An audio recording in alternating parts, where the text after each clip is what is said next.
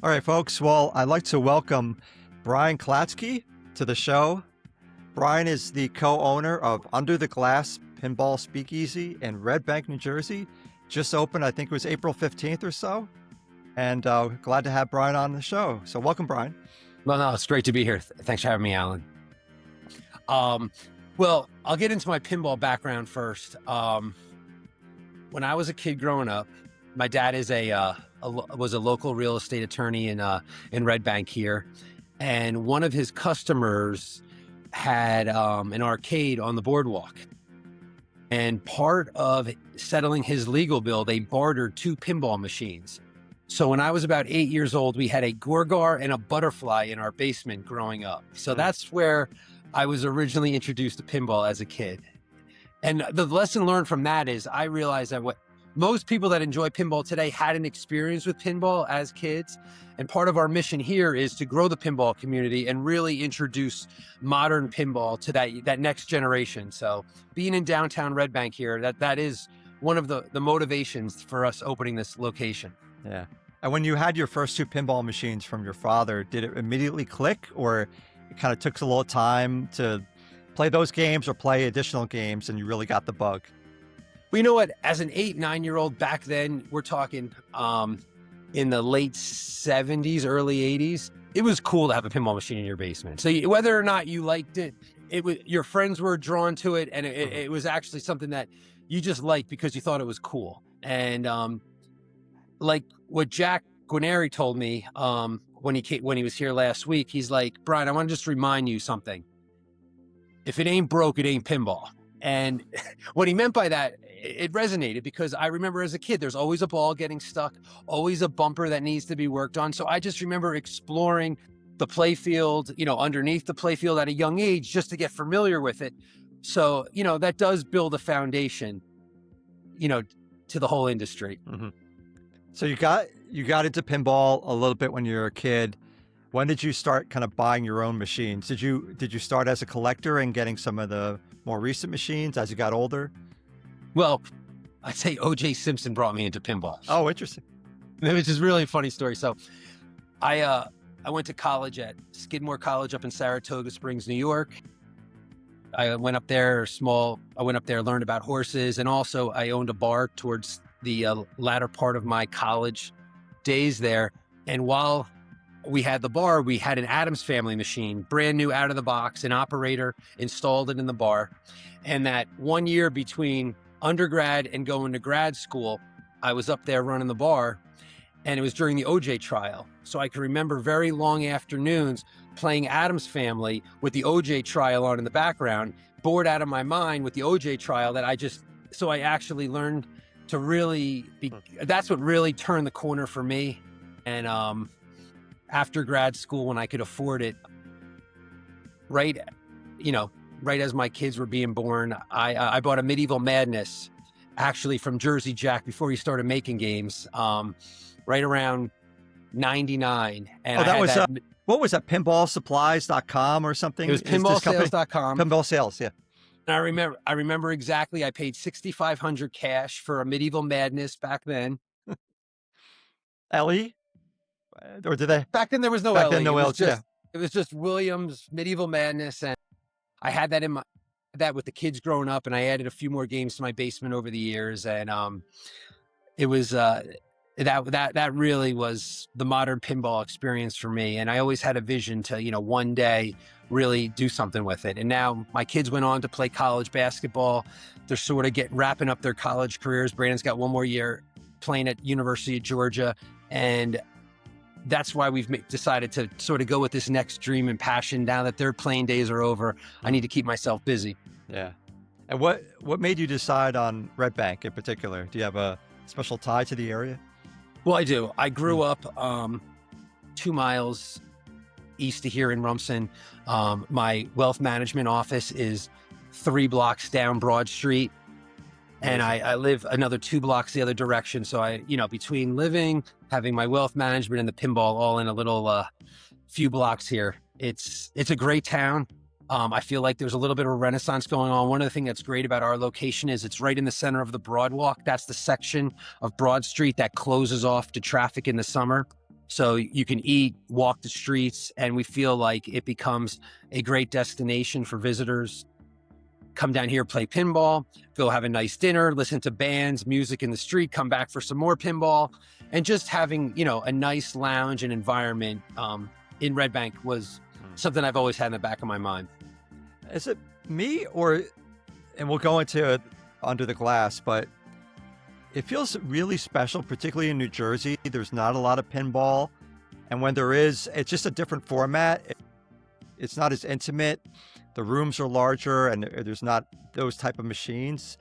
Maybe something like you have may exist in certain aspects out west, but in our area, growing up in New Jersey, I haven't seen anything like that. No, Alan, Yeah. I gotta be honest with you. Yeah. I've done a lot of travel over the years with my kids for sports and for business. I've seen that pinball map is probably my most frequented app on my phone. I've been to a lot of places. Yeah. So Under the Glass is a culmination of look, I want to thank everybody that's got great locations out there, because I'm sure I've been in there and I've stolen little pieces from everybody. Mhm. This vision is something that I've had in the back of my head for a while. And if it really meeting Ed Herron is what put the whole thing together, because I needed somebody that had operator experience, that was as passionate about the industry as I was, who, currently he has been operating games over at Bird's Mouth Brewery, which is in Fort Monmouth, roughly 5 miles from where we are. And he continues to have coin drop over there in a brewery setting. This is a very different setting. And I'd say, I don't think I've seen anything just like this anywhere. I know in Napa Valley, there's a couple places that I have not been to, but I've researched and I've seen. And I'm telling you, whether it's Tampa, Florida, Nashville, Pittsburgh, Buffalo, I've been there. I love taking trips to see the kids play and then use that pinball map along the way. And, also I've been involved with horse racing. So going to see horses race, I make sure if I'm in a city, I got to see what they got. Yeah, that's awesome. Me as well. Yeah, we do a lot of road trips. I have family that lives in Georgia. Actually, I have a niece that goes to UGA, and Okay, constantly checking the pinball map. So once you got the initial idea, be like, oh, wouldn't it be cool if, from the point of inception of the idea, how long did it actually take to actually, from the opening of Under the Glass? Well, the first conversation started with Jersey Jack in February of last year. So I would say it took us, 12 to 14 months from conception to execution and opening. So, I told Jersey Jack that, I've been buying from him and I've always loved his games and I consider them a piece of art. We see the industry very, very similarly. And I wanted to showcase his games in a thematic, immersive experience so you can really enjoy him. My name is Jack One Area. I'm known as Jersey Jack. Place is like #1. The thought that went into it, the detail that went into it, it's a mirror of what we do with our games. It's very detail oriented. You come in here, it's like all the beautiful pictures, all the artwork, everything is just themed perfectly. So you're getting an experience when you come here, and you're getting an experience when you play the games there. Nothing worse than being in an arcade where the games are on top of each other. You can't hear them and you lose that experience. I mean, what Eric has done here with the Harry Potter behind me is you have to hear the game. You have to feel the game to enjoy. You're going into the movie and you're there. I just don't think enough of the world has seen what pinball is. And I really want to make people's first experience. Like, for example, back here in the Potter room, we have the wizard next to the CE and we have the wizard set on easy mode, because as somebody walks in the door here who's not familiar with pinball, I want that first experience to be very positive. So by bringing them over to a wizard on easy mode with that whole Harry Potter atmosphere around them, I want them to feel like they're in the movie. And having those extended ball saves and triggering the modes and the multi-balls with one shot makes people go, wow. And they get to see the game light up. Usually the first time someone gets on a pinball machine, it's not fun. It's quick drains. They're like, yeah, it's not really for Or you me. do like they keep hitting the flippers and, until it accidentally hits the ball. Yeah. Yeah. And honestly, you don't realize if that first experience, how important that is to make somebody enjoy it. And for me, I need them to come in here, say, okay, I had no idea this is what pinball was like.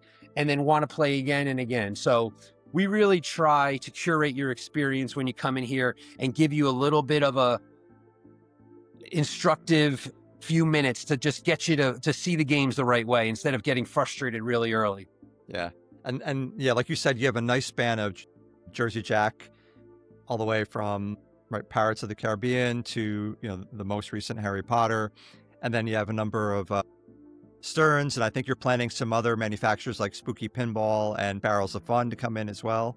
No, and I'll tell you, Jack is great. Jack is great. And, this is a showroom for him. I mean, obviously we're about the lounge experience, but it's also about helping, rent and sell games. But Jack said it best. He's like, to grow the industry, they need to be exposed to everything. And he's very supportive of us and our Stern and our other games, because when people get to see how much this industry is growing, it brings more and more people to it. And they may buy a Stern and they're going to buy a Jack. And it's not about one brand. It's about how do we grow. To me, this is a sport. I'm competitive. We're all about our integrated scoreboard. We've got our Jack games and our Stern games on there. We keep the top 20 all time and top 20 for the month. We want to have competitive fun. And whether it's leagues or tournaments, we have something really cool that we're going to unleash in the next couple of weeks. Since I am a horse racing guy, we are going to unleash the Pinball Derby, and it is going to be a cash prize, no entry fees, where we take your top 8 scores from 8 select games, and whoever has the most cumulative points from those 8 over a period of time wins the Derby. So we're going to build out something the industry's never seen before and really have fun with that. Nice. And it looks like what you're there's so many options of pinball machines going back to the, 60s and earlier all the way to current. So it's safe to assume you're going to have the newer machines, the more, that showcase the latest technology. They pull you into the story. So that's kind of like your criteria to go the newer stuff. Yeah. Well, the Jersey Shore is fortunate because the Silver Ball does a phenomenal job with the older games. So if you want the museum to see all that, you can get that. If you want to get fully immersed in the modern game, that's us. Our space is a nice size, but I can't do everything here. So we had to pick our niche. And I think our niche is the modern game. So right now, we have 20 games between the Jacks and the Stearns, but along the way, we have Dune, Beetlejuice, Winchester, and a Medieval Madness that are all expected to be delivered over the next couple of weeks to really fill out. But away from that, going forward, whatever the newest game is, we want this to be the first spot. So when Jack's next game comes out in June, we plan on having the launch party. We plan out bringing the designer and the game to unveil here. And the way we built this Stranger Things room in the Harry Potter room, we will do that. We'll update those rooms with the modern theme of whatever the newest theme is. And I think everyone sort of has heard the whispers of what Jack's next game is. I don't think anyone's really allowed to talk about it, but we're very excited about it. That's great. So yeah, I was going to ask about that. So, and I'm going to splice a video into the interview, but folks will see within one room, as you noted, there's a Harry Potter room currently with great decor. And then the other room is more Stranger Things. There's a Dungeons & Dragons pinball, which is that is integrated to the Stranger Things story, and then actual Stranger Things pinball machine. And I think some old retro video game as well in the corner. So as new pinballs machines come in, the theming around that room may change a little bit as you described. No, I think the Harry Potter room has a lot of longevity to it. Yeah. Interestingly enough, Netflix just opened their studio a couple miles down the road here. So right now, we've got Stranger Things in there, but that room has some flexibility. And then as well as on the floor here, you have different cool ideas on how to make the space very flexible. And then with Under the Glass, if someone sees a machine and they're getting into pinball, they can come to you and say, "Oh, maybe I'd like to get something for my home. Could we talk about that?" So you serve as a distributor for a number of pinball makers as well that they could speak to you about, or your partner. We do. We resell. Obviously, we have a close relationship with Jersey Jack and as well as with other manufacturers, but over the years, Ed running his business out of Bird's Mouth has done quite a bit of rental in New Jersey. So if you're within a reasonable driving distance, we give people the option to take a home rental, for 3 months, 6 months, a year, and we can make custom plans around that. And I think, that is a great way to get, a rotation in your home and not just be married to one game. Yeah. One thing that I've learned from myself and Ed and I've learned over the years is that it is an addictive hobby, and it doesn't end with one game.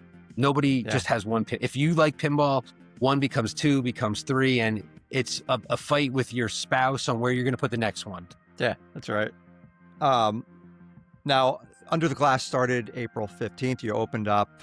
How's it been going so far in terms of interest by the community, for your place, for your establishment? Well, I got to be honest with you, the first 2 weeks have been great.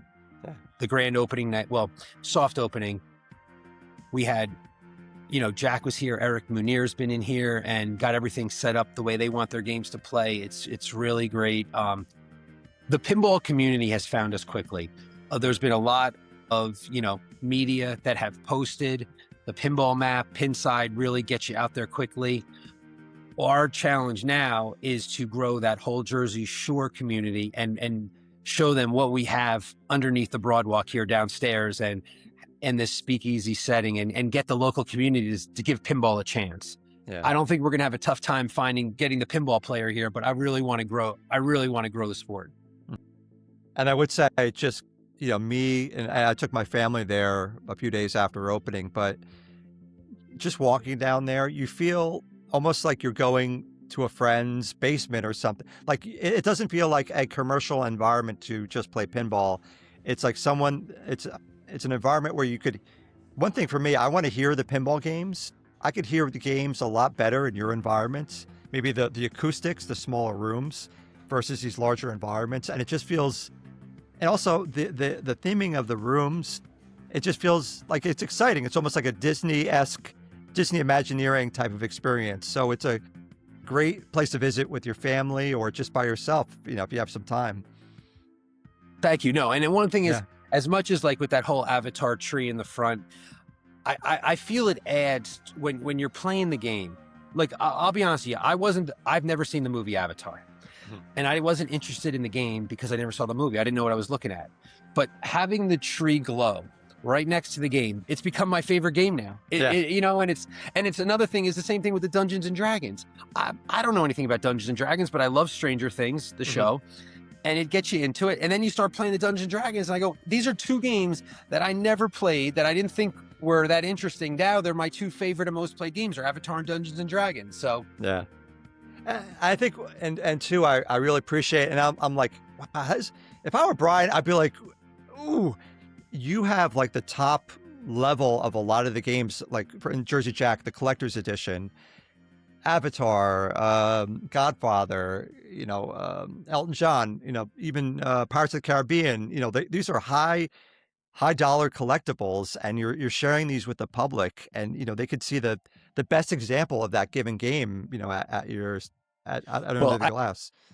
I think the biggest challenge the industry has is these games have a lot of moving parts. And if you stick a big ticket game in a pizza parlor, it's just good. There's not enough pinball service around to maintain it. There's nothing more frustrating than getting excited to see a game, then you walk over and you realize that the flippers have no power, that the scoop doesn't work, and then it's just like you hate pinball. So for us, having a partner like Ed and having a core group of technicians and real pinball advocates in the area around us, we want to maintain that pristine condition, take advantage of it. Like, you can't put this Pirates of the Caribbean into an arcade and just let it get hacked away. Like, this is a game that weekly we are basically shopping the game to maintain. It's too nice of a game to just ignore. So we want to make sure that whether it's our first week or 10 years from now, that when you walk in and you play one of our games, everything works. And we have that passion and pride for pinball to deliver that experience. And with Red Bank, It's an interesting area. It's a lot of culture. There's also a little bit of a celebrity scene. Have you had any celebrities come in yet? The local celebrities? Uh, Because you have Well, I'd say maybe we may. I don't know if we'd say there's no A. I haven't had any A list. yeah, they'll come. We've had some B and C list athletes come in, but Cool. I think, at the end of the day, there are a lot of celebrities that do like pinball, that are collectors, and they'll really enjoy it when they see what we built down here. Awesome. And then, you just opened April 15th, 2026. So let's let a year pass. We're at April 2027. What would you like to accomplish this year as part of Under the Glass? Like, where would you like it to be, and the type of events, and how would you like to look it to look If I in can, a year? I can look ahead. I Yeah. want to be able to say we have one of the largest leagues in the country, and we've built a pinball community. That's how I measure our success. So I look at it this way. I'm not a bowler, but if a group of friends said, let's go bowling tonight, I would happily go, and I'm sure I'd have a good time. I want that same experience where in pinball, like, hey, let's go play pinball. And then they get interested and they say, okay, yeah, I'll play in this casual league on Monday nights. And then before you know it, they're getting seriously competitive. And now they've got pinball in their blood. And we've just started to grow from there. We're going to have a women's league. We want to have kids leagues. Like I said, the pinball derby is another way to introduce it and create some fun around that, and really do creative things that haven't been done before as a way to say, hey, the Jersey Shore is a true pinball destination. I mean, Jersey Jack started his company 20 miles south of here, and having that Jersey Jack presence between here and Silver Ball is really cool. Yeah. Well, one thing too, you look at these pinball machines and they're beautiful. They have a lot of moving parts. They're also not cheap. They could be $7,000, $10,000, $15,000, depending on the level and the type of machine. I think it's amazing that people could come in and, for a small amount of money per hour or all day, it's very accessible. So, people have access to these beautiful works of art for a low dollar amount that they could experience. So it's not just for people with high wealth, but it's for the entire community, people that have less money. So I think that's really cool. No, I think like you said, it's very accessible, and that's part of what we're doing here. Like, if you want to, it's very inexpensive.